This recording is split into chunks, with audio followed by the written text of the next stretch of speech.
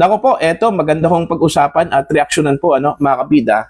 Binalaan po ngayon ni Department of Justice Secretary Frederick Vida po ang sino man pong nagkanlong, tumulong at nag-assist po kay Bato de la Rosa mga kabida para lang po makaiwas sa pag-aresto po sa kanya ng mga otoridad. Meron daw malaking pananagutan po mga kabida po.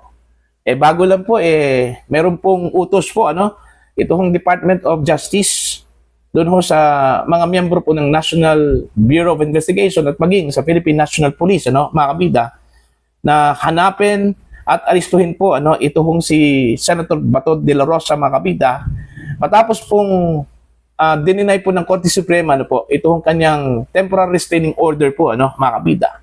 Okay, para lang po pigilan itong pag-aresto po sa kanya, mga kabida.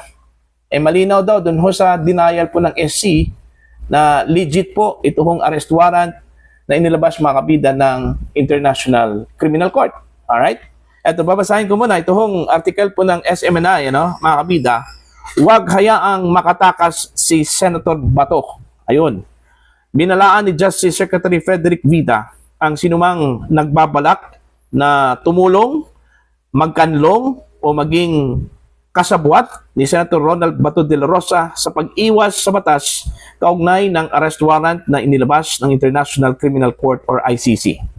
Binigyang diin ng kalihim na may mabigat na pananagutan at kaukulang parusa hindi lamang sa ilalim ng batas ng Pilipinas kundi maging sa mga panuntunan ng ICC ang sinumang mapatunayang umahadlang o sumasabotahe sa matiwasay na pagsisilbi ng nasabing utos ng hukuman.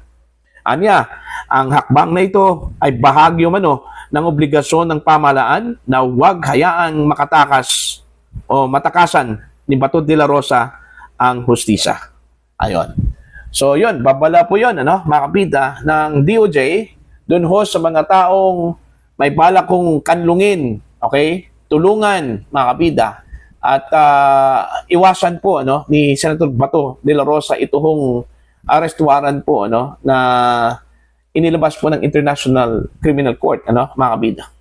Meron po akong nabasa po na caption na itinuturing na po na fugitive from justice po itong si Senator Bato de la Rosa po mga kabida ni Secretary Frederick Vida Alright? Now, ito po yung utos po ngayon, malamang po, naka-alerto po lahat, mga kabida sa buong Pilipinas. Mantakin nyo, ang inutusan po mga kabida dito, nasa 300,000 strong Philippine National Police. At ewan ko lang kung ilan yung membro po ng NBI sa buong bansa po mga kabida. Kasi mantakin nyo yan, ang dami ho. Okay? Ang inutusan po mga kabida na hanapin itong si Senator Bato de la Rosa. Ang tanong kasi dito, mahahanap ba nila si Bato de la Rosa, mga kabida? Alam naman po natin na ang daming connection yan, Okay? Hindi lang po sa PNP, maging sa militar po, mga kabida. Kasi dating pulis dating sundalo. Alright? Ito kong si Bato, mga kabida, po. Okay?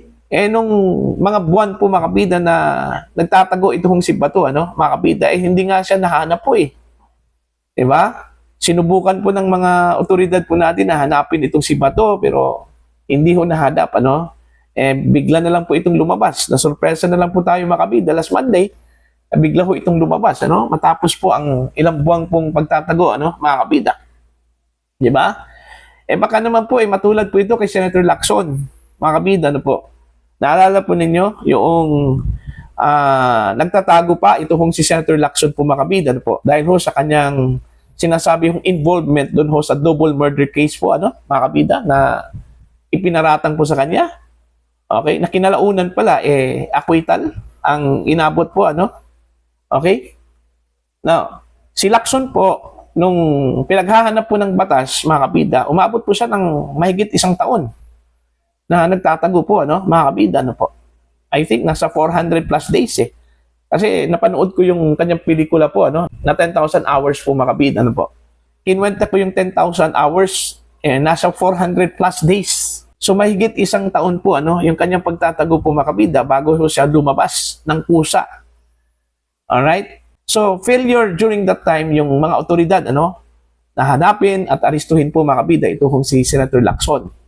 Okay? Baka ganun din yung mangyayari po kay Bato, mga kabida, po. Okay? Malamang po, maraming nagsasabi, mga kabida, kapag makatungtong na po ng Mindanao daw, itong si Bato, mahirap na raw itong habulin, at hanapin daw, mga kabida, po. So far, wala pa pong alam po, o walang nakakaalam kung saan po si Bato po ngayon, kung nasa Mindanao na ba, mga kabida, o sa Metro Manila pa ba, o sa Luzon area, mga kabida, po. Okay? So, yun, kahit po, mga kabida, hindi pa po naglabas po ng desisyon po ang Korte Suprema patungkol ho dun sa kanyang petisyon, okay, declaring the arrest warrant of the International Criminal Court invalid, yun kasi yung kanyang petisyon sa Korte Suprema, mga kabida, po. Okay? Pero so far, ang dinesisyonan lang po ng SC po, mga kabida, ito hong kanyang prayer for temporary restraining order. Okay? Kasi ang pagkakaalam ko po, mga kabida, kaya dinismiss po, dininay po ng Korte Suprema because nakita ko ng Korte Suprema na yung ginawa po ng mga otoridad like the National Bureau of Investigation, meron pong presumption of regularity. Ang ibig sabihin po, mga kabida, ginawa lang po ng NBI yung kanilang mandato, yung kanyang trabaho po, mga kabida, po, okay? Na hulihin, aristuhin, ito hong si Senator Bato de la Rosa, sa bisa po, mga kabida, ng arrest warrant mula mismo sa International Criminal Court, So, yun po yung nangyari, dininay, okay? Pero, hindi ibig sabihin po, mga kabida, na dininay yung TRO at valid na po, ito hong kanyang arrest warrant na inilabas mula sa ICC, mga kabida. Okay? Under deliberation pa rin ito sa Korte Suprema, mga kabida. At yun yung antayin po natin, mga kabida, para malaman natin kung ang inilabas na arrest warrant po ng International Criminal Court ay valid ba na i-enforce dito sa Pilipinas o hindi, mga kabida. Okay? Dahil ang grounds kasi ng kampo po ni Bato, bakit effective at saka enforceable yan dito sa Pilipinas, hindi na nga tayo miyembro ng International Criminal Court.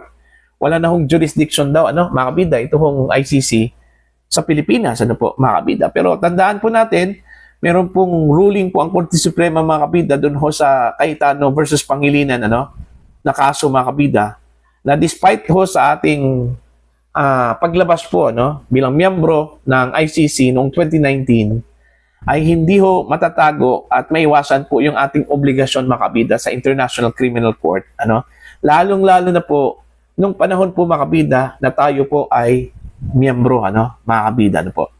And since ang iginigiit at iniimbestigahan po ng ICC, yung mga panahon po, mga kabida, na miyembro tayo ng International Criminal Court, pasok po ito, mga kabida, sa kanilang jurisdiction. Kaya nga siguro, ibinasura po yung petition po, mga kabida, ng kampo po ni dating Pangulong Rodrigo Duterte, po. Okay? Doon ho sa ICC, na pakawalan na po ito hong si Digong dahil unang-una po, out of jurisdiction na po ang ICC, mga kabida, sa kanyang kasong crimes against humanity. Pero ang sabi po ng ICC, may jurisdiction kami. Kasi yung panahon na miyembro po ang Pilipinas, okay, sa International Criminal Court, yun yung coverage po ng iniimbestigahan po namin, So, yun yung sinabi po ng ICC, mga kabidan po. So, yun po, So, nagbabala ito hong Department of Justice doon ho sa mga taong nagkakanlong, nagtatago, mga kabida, dito ho kay Bato de la Rosa dahil meron daw kaakibat na parusa ito. Hindi lang po daw sa mga batas po ng Pilipinas, kundi sa mga panuntunan po ng International Criminal Court, mga kabida. Ang tanong, susundin kaya ito, mga kabida, ng mga kakampi, kalyado, kaibigan ni Senador Bato de la Rosa, mga kabida. Kasi ang malaking tanong kasi dyan, mahanap ba nila si Bato de la Rosa? Yun yung malaking challenge po, sa Department of Justice, lalong-lalo na po sa kanilang law enforcement agencies po, mga kabida, ito hong National Bureau of Investigation at Philippine National Police, mga kabida. Okay? Now, sa tingin ho ba ninyo, mahahanap po nila si Bato? Considering, ipinakilos na po, mga kabida, ito hong Philippine National Police, 350,000 plus strong PNP personnel, at maging itong mga miyembro po ng National Bureau of Investigation po, mga kabida, ano po. Okay? Mahuhuli lang itong si Bato, mga kabida, kung meron pong magta-traitor, ano, doon sa kanyang nilapitan po ngayon, ano, mga kabida. Okay? Kung meron lang mag-tip, okay, mauhuli talaga yan, ano?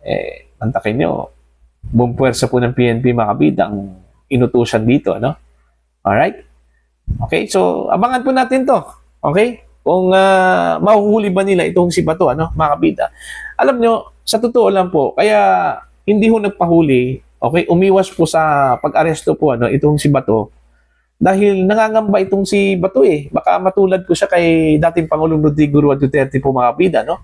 Na instead na idadaan po sa legal na proseso po, ano, mga kabida, diniretso po sa International Criminal Court. Kaya yun siguro yung rason na hindi ho nakapag-desisyon po ang Korte Suprema doon ho sa habeas corpus. Kasi what for? Anong dahilan, ano? Andun na sa ICC eh. Okay? Nasa jurisdiction na po ng International Criminal Court, ano, mga kabida. At granting for the sake of discussion, maglabas ng decision po ng SC in favor dun ho kay dating Pangulong Rodrigo Duterte, do you think ibibigay yan ng International Criminal Court, ano, mga kabida? Di ba? Hindi talaga, ano? Kasi yun nga eh, igigit talaga ng ICC yung kanilang jurisdiction. At so far, sa history mo ng ICC, mga kabida, wala pa pong preso dyan na ibinalik doon ho sa kanyang point of origin na bansa, no, mga kabida. So, yun po, no? So, abangan natin to kasi very exciting. Itong kalakaran po ngayon, itong nangyari po ngayon, mga kabida, dito ho kay Senator Bato de la Rosa, ano po, mga kabida. No? Para po sa inyo, ano po ang inyong opinion at pananaw po, ano? Please comment down. Sa mga hindi pa po subscriber po sa aking channel, please subscribe. Just click the subscribe button, click the notification bell, click all para updated po kayo, mga kabida, sa aking mga uploads. Maraming salamat po sa inyong lahat.